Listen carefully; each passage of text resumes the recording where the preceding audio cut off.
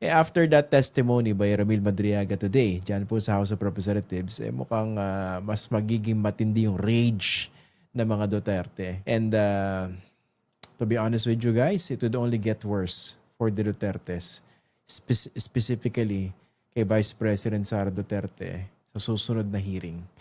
Diyan po sa April 22, pag naglabasan pa po ibang mga detalye. Pero sa akin nga, no, babalikan lang po natin yung mantra na pinauso ng dating Pangulong Rodrigo Duterte. Kung hindi ka namang guilty, bakit ka matatakot? Ganon din po ngayon siguro, yung applicability ng ganong mantra.